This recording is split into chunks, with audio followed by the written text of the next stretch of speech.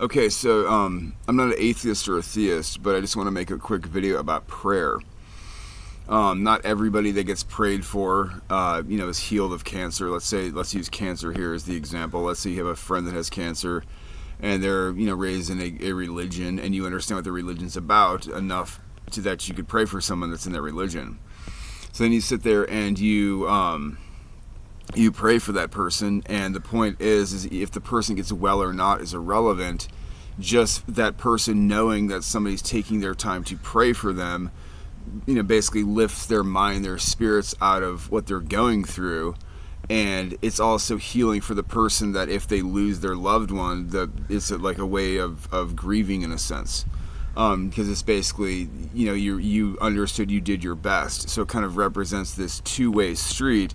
You're trying with your intentions are to help somebody, which shows that if you're willing to try to help somebody by praying for somebody, if they're in a hospital or something too, they're getting the help from that, obviously.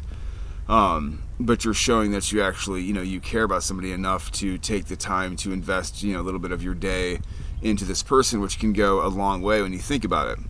It's like those stories where, just a little bit of kindness goes a long way type thing. So it's irrelevant if somebody gets up and is healed and dances across the room and says, "Oh, thank you, I've been healed, from cancer." What it represents, what's more relevant is it represents that you're taking your time to be kind to another, sentient being that's in a state of potential suffering. And you're trying to alleviate that with something that is natural that, money can't buy, basically, and that's kindness. So you think about that, that could go a long way with someone. And, if you lose the person and you're close to them, the person you're praying for, then it's kind of like, you knew that you tried, basically. And so prayer kind of helps with grief or grieving, if you want to call that. You could sit there and say it's a way you're kind of preparing almost. The doctor said there's a 90% chance of death for the person. You're almost preparing in the act of trying to pray forward to help someone. It's also helping you cope with the fact the person might be dead soon. So I think that's a very important thing to remember in such things, to not judge others that do such practices. Again, I'm not an atheist or a theist. I don't identify as an atheist or a theist. I'm just having my own conscious experience here on planet Earth.